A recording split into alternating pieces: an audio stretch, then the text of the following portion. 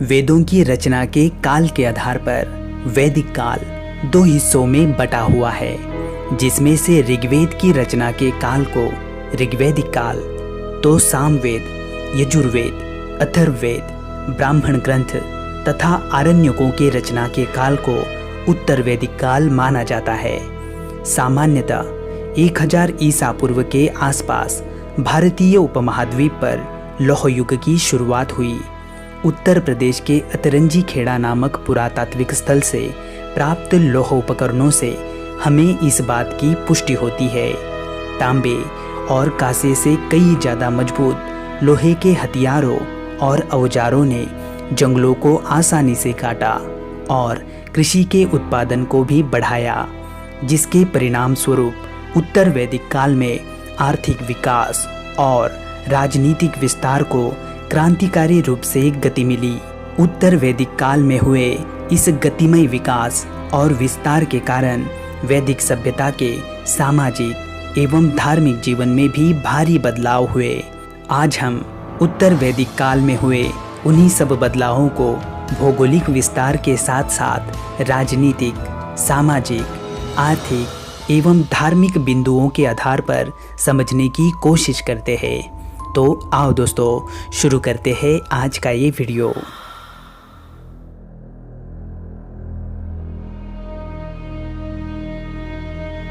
ऋग्वैदिक काल में आर्य सभ्यता भारत के पश्चिमोत्तर क्षेत्र तक ही सीमित थी, लेकिन उत्तर वैदिक काल के शुरुआत में हुई लोहे की खोज ने आर्यों को भारत के मध्य तथा पूर्वी भाग की तरफ विस्तार करने में मदद की।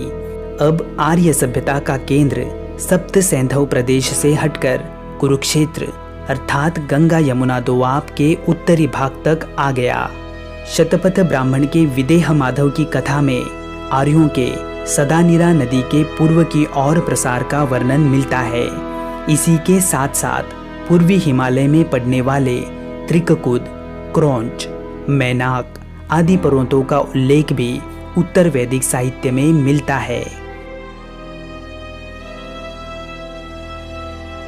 ऋग्वैदिक काल में जन, जो कि आर्यों की सबसे बड़ी प्रशासनिक इकाई थी, वो उत्तर वैदिक काल में और बड़ी होकर जनपद कहलाने लगी। जैसे कि भरतजन और पुरुजन ने मिलकर कुरु जनपद का निर्माण किया, वैसे ही पांचाल, जो आरंभ में एक कबीले का नाम हुआ करता था, वो अब एक प्रदेश का नाम हो गया।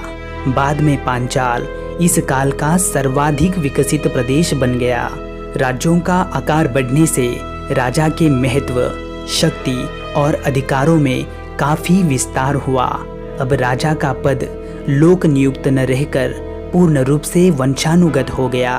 सभा एवं समिति जैसे जनतांत्रिक संस्थाओं का महत्व इस काल में कम हो गया। विदत का तो नामो निशान ही नहीं रहा। राजा के इस दैवीय उत्पत्ति का सिद्धांत हमें सर्वप्रथम ऐतरेय ब्राह्मण में देखने को मिलता है। अधिकारों की वृद्धि होने के कारण राजा अब सम्राट, एकराट और अधिराज आदि नामों से जाना जाने लगा। राजा की सहायता के लिए जो अधिकारी अर्थात रत्निन हुआ करते थे, उनकी संख्या में भी अब भारी बढ़ोतरी हुई। शतपथ ब्राह्मण में 12 प्रकार के रत्निनों का उल्लेख मिलता है। बलि, जो ऋग्वैदिक काल में राजा को दिया जाने वाला स्वेच्छाकारी कर हुआ करता था, वो भी उत्तर वैदिक काल में एक नियमित कर हो चुका था। इसकी मात्रा 1/16वां भाग हुआ करती थी। इसी के साथ साथ राजा की सेना और युद्ध में उपयुक्त होने वाले हथियारों की संख्या में भी बढ़ोतरी हुई थी, लेकिन पूर्णतः विकसित सेना का विस्तार होना अभी भी बाकी था। उत्तर वैदिक काल के सामाजिक जीवन में ऋग्वैदिक काल के सामाजिक जीवन की तुलना में काफी बदलाव देखने को मिलते हैं। हालांकि समाज आज भी पितृसत्तात्मक समाज ही था, लेकिन महिलाओं की स्थिति में अब भारी गिरावट आ चुकी थी। स्त्रियों के लिए उपनयन संस्कार प्रतिबंधित हो गया था। उनका पिता की संपत्ति से अधिकार भी छीना गया था। यज्ञ तथा सभा में प्रवेश से उन्हें वंचित किया गया था। ऐतरेय ब्राह्मण में पुत्री को कृपण तथा समस्त दुखों का कारण बताया गया है। इससे ऋग्वैदिक काल की तुलना में उत्तर वैदिक काल में हुई स्त्रियों की स्थिति में गिरावट को साफ तौर पर समझा जा सकता है। ऋग्वैदिक काल की वर्ण व्यवस्था जो कर्म पर आधारित थी, वो उत्तर वैदिक काल आते आते जन्म पर आधारित हो गई। व्यवसाय भी अनुवांशिक हो गए, जिससे समाज में अनेक श्रेणियों का उदय हुआ और वो श्रेणियां कठोर से कठोर होकर विभिन्न जातियों में बदलने लगी। इस काल में यज्ञों का महत्व अत्यधिक बढ़ जाने से ब्राह्मणों के महत्व तथा वर्चस्व में काफी वृद्धि हुई। ब्राह्मण को सर्वश्रेष्ठ, क्षत्रिय को उसके बाद, वैश्य को तीसरे, तो शूद्र को अंतिम तथा कनिष्ठ स्थान पर ढकेल दिया गया। ब्राह्मण, क्षत्रिय तथा वैश्य इन तीनों को उपनयन संस्कार करने का अधिकार प्राप्त था, लेकिन शूद्र को इस अधिकार से अपात्र ठहराया गया। यही से शूद्र को तुच्छ मानने की प्रक्रिया को शुरुआत हो गई। इस काल में केवल वैश्य ही कर चुकाते थे, जबकि ब्राह्मण एवं क्षत्रिय वैश्यों से वसूले गए राजस्व पर जीते थे और शूद्र अन्य तीनों वर्णों की सेवा में अविरत लगे रहते थे। ऐतरेय ब्राह्मण में चारों वर्णों के कर्तव्यों का वर्णन मिलता है। उत्तर वैदिक काल के सामाजिक जीवन में और एक नई व्यवस्था दिखाई देती है और वो है गोत्र व्यवस्था। वास्तव में जिस स्थान पर समूचे कुल के गोधन को एकत्रित किया जाता था उसे गोत्र कहा जाता था, लेकिन बाद में उस शब्द का अर्थ बदलकर उसे वंश के साथ जोड़ दिया गया। इससे गोत्र वंशों की पहचान का मुख्य आधार बन गया।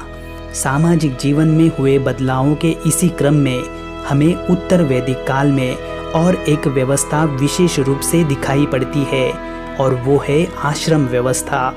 इस व्यवस्था के तहत मानव के जीवन को ब्रह्मचर्य, गृहस्थ, वानप्रस्थ और संन्यास इन 4 भागों में बांट दिया गया था। छांदोग्य उपनिषद में 3 आश्रमों का तो जाबलोपनिषद में 4 आश्रमों का विवरण मिलता है।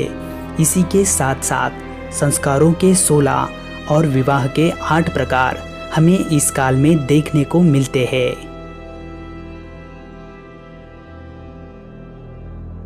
उत्तर वैदिक काल में पशुपालन की जगह कृषि समाज का प्रमुख व्यवसाय बन गया और इसका प्रमुख कारण था लोहे की खोज। इस काल में लोहे से बने उपकरणों के प्रयोग से कृषि क्षेत्र में क्रांति आ गई। फसलों की संख्या और उत्पादन में बढ़ोतरी हो गई, जिसके फलस्वरूप व्यापार एवं वाणिज्य में विस्तार हुआ।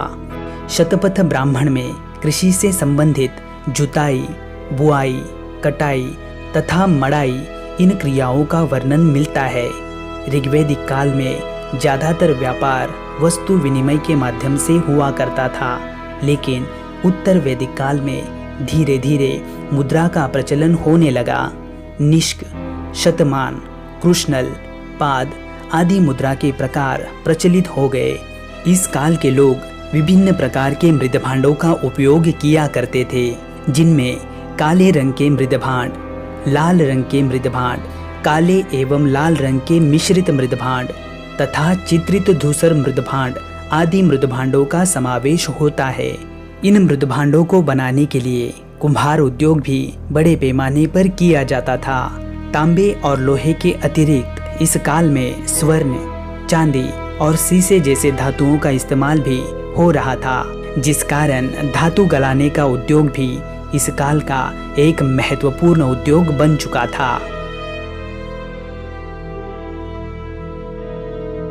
ऋग्वैदिक काल और उत्तर वैदिक काल के बीच धार्मिक जीवन को लेकर सबसे बड़ा बदलाव अगर कोई है तो वो ये है कि ऋग्वैदिक कालीन समाज प्रकृति पूजक समाज था, जबकि उत्तर वैदिक कालीन समाज में यज्ञ और कर्मकांडों का महत्व हद से ज्यादा बढ़ गया था। केवल यज्ञ ही नहीं तो उसके साथ साथ अनेकानेक अनुष्ठान, मंत्र विधियाँ, पशु बलि तथा नर बलि भी प्रचलित हो गए थे। इंद्र और अग्नि, जो ऋग्वैदिक काल के सबसे प्रमुख देवता थे, उनका महत्व कम होकर अब प्रजापति, रुद्र और विष्णु का महत्व बढ़ गया था। वर्ण व्यवस्था के कठोर रूप के कारण पूषण, जो कि पहले पशुओं के देवता हुआ करते थे, वे अब केवल शूद्रों के ही देवता रह चुके थे। इस काल में मूर्ति पूजा के आरंभ होने का भी आभास मिलता है।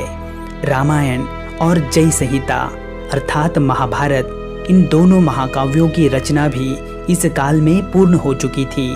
उत्तर वैदिक काल में आर्थिक संपन्नता के कारण राजाओं और पुरोहितों द्वारा बड़े बड़े यज्ञों का आयोजन किया जाने लगा था, जिसमें राजसूय यज्ञ, जो कि राजा के राज्याभिषेक से संबंधित था, वाजपेय यज्ञ, जो कि राजा द्वारा अपनी शक्ति प्रदर्शन के लिए किया जाता था, इसमें रथ दौड़ का आयोजन भी किया जाता था, अश्वमेध यज्ञ, जो कि सर्वाधिक महत्वपूर्ण यज्ञ था, इसमें राजा द्वारा साम्राज्य की सीमा में वृद्धि के लिए घोड़े को छोड़ा जाता था।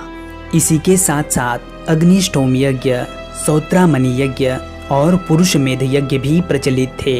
इनमें से सौत्रामणि यज्ञ में पशु की आहुति, तो पुरुषमेध यज्ञ में पुरुष की आहुति का प्रावधान था।